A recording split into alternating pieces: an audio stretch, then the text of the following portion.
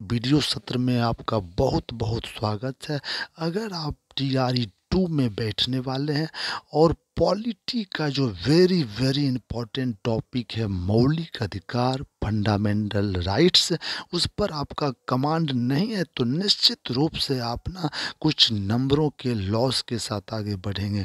प्यारे बच्चों, आज का जो वीडियो है मौलिक अधिकार यानी फंडामेंटल राइट्स का है। देखने में तो ये बहुत छोटा सा टॉपिक है, लेकिन हर एग्जाम में निश्चित रूप से मौलिक अधिकार, मौलिक कर्तव्य और नीति निर्देशक तत्व जो हैं उनसे निश्चित रूप से प्रश्न बनता ही बनता है। तो बच्चों, अगर आपने अभी तक मौलिक अधिकार को नहीं पढ़ा है या आप जानते हैं या थोड़ा जानते हैं, तो आपसे रिक्वेस्ट है कि आप निश्चित रूप से इस टॉपिक को बार बार पढ़कर कमांड कर लें। टीआरई 1 में भी मौलिक अधिकार से प्रश्न आया ही है। तो प्यारे बच्चों, बिना देर किए हुए आइए इस छोटे से कम समय के वीडियो को पढ़ें। आई होप कि ये आपको थोड़ा हेल्प करेगा। आइए बच्चों, हम लोग मौलिक अधिकार को पढ़ते हैं। भारत का संविधान जो है हमें 6 मौलिक अधिकार देता है।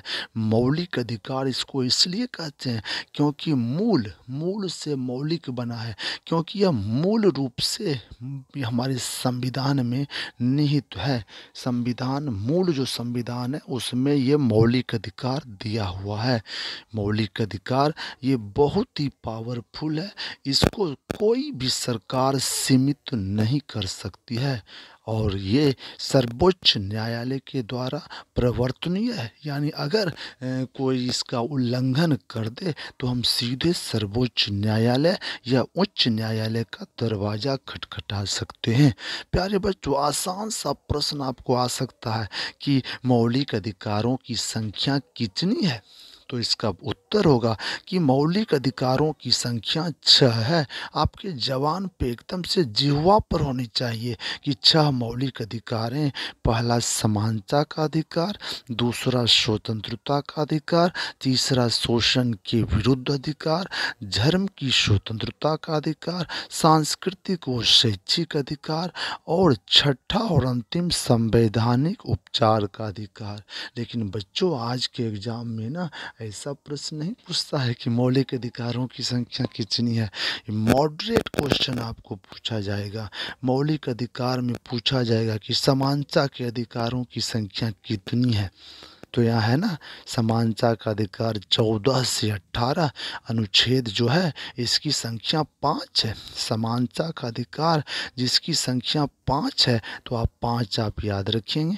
स्वतंत्रता का अधिकार जिसकी संख्या 4 है, 19 से 22। उसके बाद शोषण के विरुद्ध जो अधिकार है उसकी संख्या 2 है, अनुच्छेद 23 से 24। और उसके बाद जो है धर्म की स्वतंत्रता का अधिकार जिसकी संख्या 4 है, 25 से 28, अनुच्छेद 25 से 28 से 4। सांस्कृतिक और शैक्षिक अधिकार जो कि अनुच्छेद 29-30 में है वो संख्या में 2 है। और संवैधानिक उपचारों का अधिकार जो है इसकी संख्या 1 है, अनुच्छेद 32 है।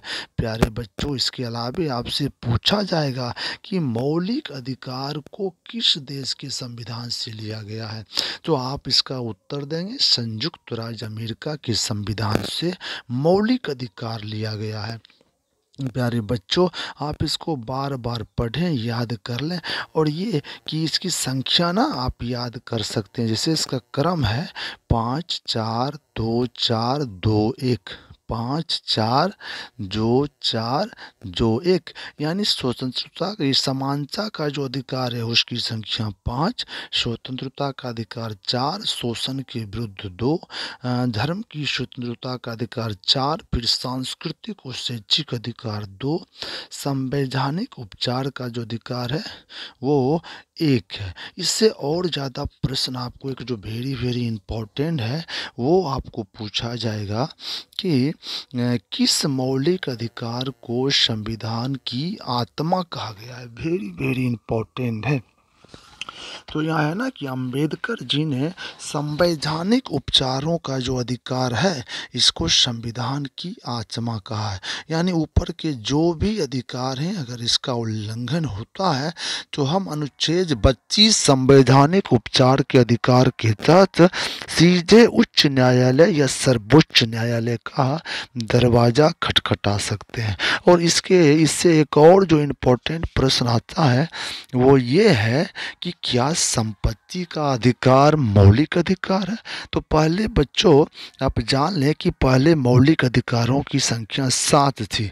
बाद में जो 44वां संविधान संशोधन हुआ 44वां 1978 में, इस संशोधन के द्वारा संपत्ति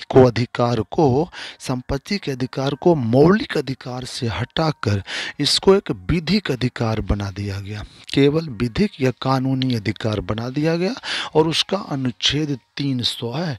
ये काफ़ी डीपली जो है ना इसका है अधिकारों में कि आप खूब गहराई से अगर अध्ययन करें तो ये आपको याद करना पड़ेगा कि किस संविधान संशोधन के द्वारा संपत्ति के मौलिक अधिकार को हटा दिया गया। तो आपको ये याद रखना है कि 44वें संविधान संशोधन जो कि 1978 में हुआ के द्वारा संपत्ति के मौलिक अधिकार को हटाकर अनुच्छेद 300 के तहत उसे केवल विधिक अधिकार बना दिया गया।